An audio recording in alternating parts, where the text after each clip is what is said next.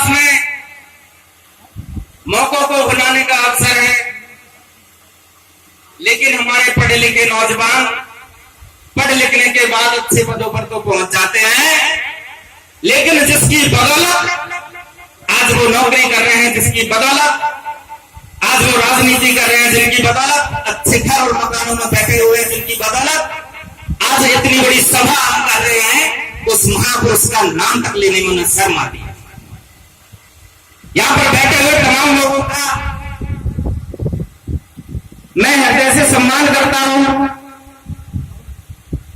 मेरे बुजुर्ग, मेरे सम्मानीय हैं, मेरे युवा साथी बाबा साहब के इस मिशन में मेरा सहयोग करने वाले हैं, ऐसा मैं सोचता हूं। लेकिन मुझे उन लोगों से सख्त नफरत है जो अवसर का फायदा उठाने के लिए ऐसे मौकों का आयोजन करवाते हैं। ऐसे मौकों का आयोजन सिर्फ हमारे त्योहारों के लिए होना चाहिए। ऐसे मौके का आयोजन हमें सिर्फ बाबा साहब, हमारे महापुरुष जितने भी हुए हैं, उनको याद करने के लिए, उनके विचारधारा को घर घर तक पहुंचाने के लिए ऐसे कार्यक्रमों का आयोजन किया जाना चाहिए। क्रांति तलवार में नहीं होती, क्रांति विचारों में होती। जब तक हमारे महापुरुषों के विचार हमारे घरों में नहीं पहुंचेंगे, तब तक हमारा उद्धार होने वाला नहीं है। मुक्ति का मार्ग तो बाबा साहब उस समय खुल गए, लेकिन 70 साल बाद भी हम देखते हैं कि हमारा बहुत बड़ा हिस्सा आज भी अधिकार विहीन है, वंचित है, आत्मसम्मान की लड़ाई लड़ रहा है। और हमारे ही कुछ भाई, उनको सम्मान भी मिल रहा है, उनको पैसा भी मिल रहा है, उनको अहमियत भी मिल रही है, सत्ता में भी बैठे हैं, विधानसभाओं में भी बैठे हैं, संसद में भी बैठे हैं। लेकिन जब हमारे हक और अधिकारों पर चोट होती है तो नकेल लगे हुए बैल की भांति चुपचाप अपना रास्ता तय करने में लगे होते हैं, अपने हिस्से की गोटियां मारने में लगे रहते हैं। मैं इस मंच के माध्यम से मेरी समाज को संदेश देना चाहूंगा। सबसे पहला संदेश मेरा यह है कि हमें अपने और पराये का भेद मालूम करना होगा। इस देश में अपना कौन है, पराया कौन है, इस बात का अगर हम पता लगा लेंगे, इस चीज का हमें एहसास हो जाएगा, तो हम अपनी लड़ाई में अपना योगदान देने के काबिल रहेंगे और हमेशा तैयार रहेंगे। दूसरी बात मैं बताना चाहूंगा कि हमारे युवा जो इस देश की बहुत बड़ी शक्ति है, कभी कभी जोश में आकर के और जो मिशन है उस मिशन की शक्ल ही बिगाड़ देते हैं। हमें मिशन को बाबा साहब के बताए हुए तरीके से ही आगे बढ़ाना है। मिशन ये है कि हमें हमारे आत्मसम्मान की लड़ाई लड़नी है। हम इस देश में 85% है। इस देश में वोट बैंक के हिसाब से शासन हमारा होना चाहिए, और आज नहीं तो कल ये बात साबित भी होगी। मैं दूसरी बात बताना चाहूंगा, 3 बातें हैं। पहली बात है दान की, दूसरी बात है मान की, और तीसरी बात है मतदान की। मैं यहां पर भूमिका समझाना चाहूंगा। मान सम्मान की जहां बात आती है, हमें अपनों को मान और सम्मान देना सीखना चाहिए। अच्छे पदों पर बैठे हुए हमारे अधिकारी, कर्मचारी, राजनेता जो सम्मान के पात्र है, वाकई में हमें उनका सम्मान करना चाहिए।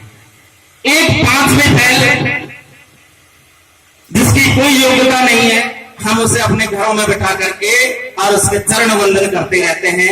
ये बाबा साहब डॉक्टर अंबेडकर की विचारधारा के बिल्कुल खिलाफ है। दूसरी बात मैं कहता हूं दान की। हम उस जगह पर दान करते हैं जो दान ना तो हमारे काम आता है और ना ही उस दान से हमारा भविष्य सुरक्षित किया जाता है। जो पढ़ लिख करके योग्य बन गए हैं, उनसे मेरा अनुरोध है कि वो अपने जीवन का जो समय है उसका कुछ हिस्सा समाज को दें और अपनी कमाई का कुछ हिस्सा अपनी समाज के लिए, अपनी और अपनी समाज के लिए ही दान करें, ना कि किसी पत्थर और किसी मूर्ति के सामने माथा टेक करके अरदास करें। तीसरी बात मैं मतदान की बताना चाहूंगा। मतदान जैसे बाबा साहब डॉक्टर अंबेडकर ने हमारे हथियार के रूप में हमारे हाथों में दिया था।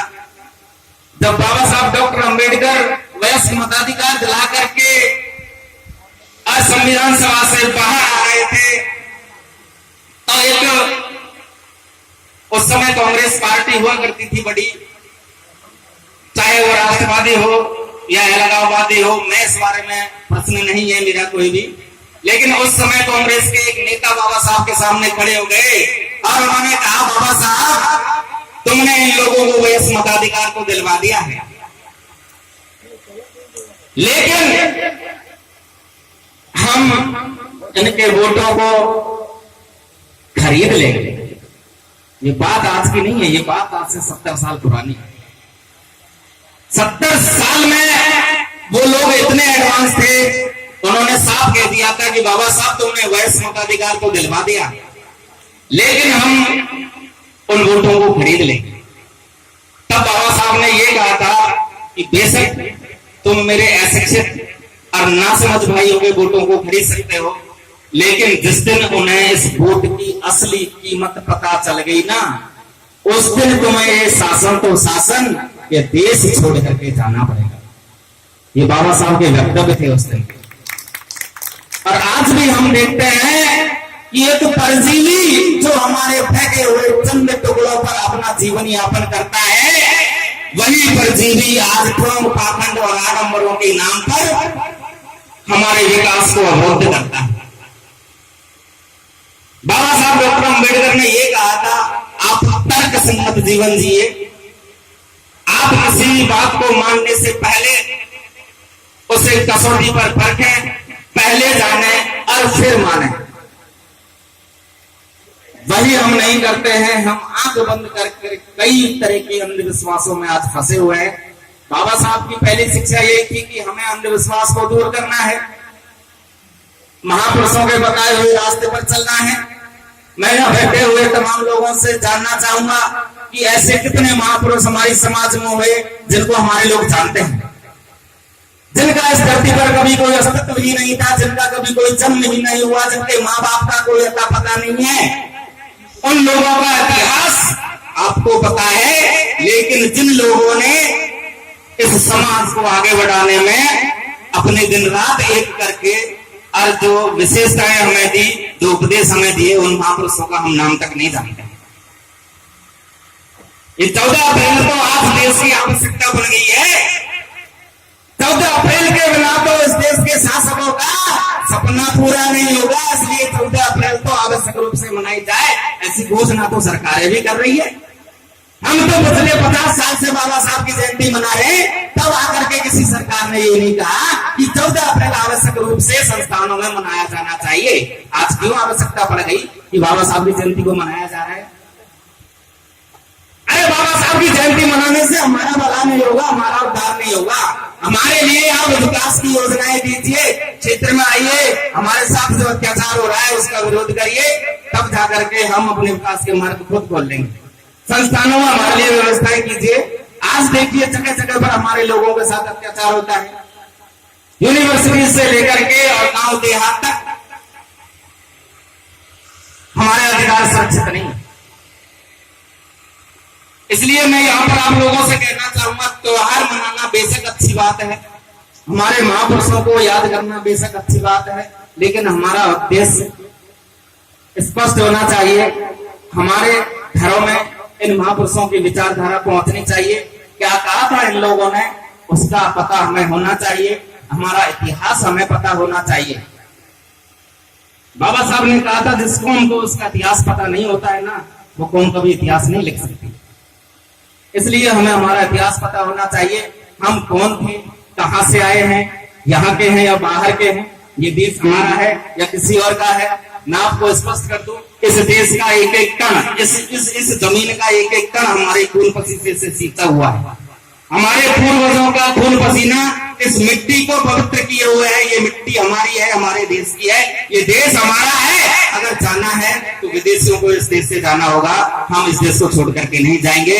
चाहे लड़ाई लड़ते लड़ते हम अपने प्राणों की आहुति दे देंगे, लेकिन बाबा साहब का संविधान अगर कोई बदलने की बात करेगा तो हम समय समय पर उसे अपना परिचय देते रहेंगे। और मैं सभी भाइयों से अनुरोध करूंगा, युवा वर्ग जो शिक्षित है, समझदार है, वो जानता है कि इस देश में अपना कौन है और पराया कौन है। शासन सत्ता की जहां बात आती है, चंद लोग आज हमारे ऊपर शासन करते हैं और हम लोग भिखारियों की तरह खड़े होकर के अपने अधिकारों की भीख मांगते हैं और बदले में हमें मिलता है तो सिर्फ अत्याचार। इन सब बातों के लिए हमें सोचना होगा। ऐसी पार्टियां और ऐसी पार्टियों के नेता जो हमारे हक और अधिकारों पर निरंतर चोट करते हैं, ऐसी पार्टियों और उन नेताओं का पूरे समाज को मिलकर के बहिष्कार करना होगा, तब जाकर के आप सबके विकास के रास्ते खुलेंगे। मैं इस मंच के माध्यम से यही समझाना चाहूंगा कि इस देश में वर्तमान में दो व्यवस्थाएं मुख्य रूप से चल रही है। पहली विचारधारा वह विचारधारा है जिस विचारधारा में मानव मात्र का कोई स्थान नहीं है, उस विचारधारा में योग्यता का कोई स्थान नहीं है, उस विचारधारा में पैदा होते ही व्यक्ति के अधिकार छीन लिए जाते हैं, उस विचारधारा में भेदभाव, छुआछूत, ऊंच नीच का भाव पैदा किया जाता है, दंगे फसाद करवाए जाते हैं। और दूसरी विचारधारा है अम्बेडकरवाद की विचारधारा, जिसका पूरा विश्व आज समर्थन कर रहा है। पूरा देश, पूरा विश्व आज नीले रंग में रंगा हुआ है। और वही मैं कहना चाहूंगा, इस विचारधारा में समरूपता, मानवता और सबके विकास की बात है। वह विचारधारा अम्बेडकरवाद की विचारधारा है। हमें हमारे महापुरुषों को याद करते हुए, उनके विचारों का सम्मान करते हुए, प्रत्येक घर में हमारे महापुरुषों की कुछ तस्वीरें और उनके कुछ उपदेश हमारे घरों में होने चाहिए। साथ ही सभी साथियों से अनुरोध ये करूंगा कि जहां भी आप जिस गांव से भी आए हैं, जहां से भी पधारे हैं, वहां जाकर के आज रात्रि के वक्त बैठ करके विचार जरूर करें कि बाबा साहब डॉक्टर अम्बेडकर कौन थे और उन्होंने हमारे लिए क्या क्या किया। सब घर जाएं और शाम को जाकर के जिस तरह से दीपावली को हम दीपक जलाते हैं ना, उसी तरह आज पूरा गांव रोशन होना चाहिए, पूरे गांव में दिए जलाने चाहिए, क्योंकि आज उस महापुरुष का जन्मदिन है जिसकी बदौलत हमारा भविष्य बदल गया है। और आज हम यहाँ इस काबिल रहते हैं कि हम अपना जीवन अपने लिए स्वतंत्र रूप से जी सके। अपनी इन्हीं विचारधाराओं के साथ मैं अपनी वाणी को विराम देता हूं। और वक्ता और भी बहुत हैं। धन्यवाद रामजी लाल जी। जय भीम, जय भारत, नमो बुद्धाय। बहुत बहुत धन्यवाद।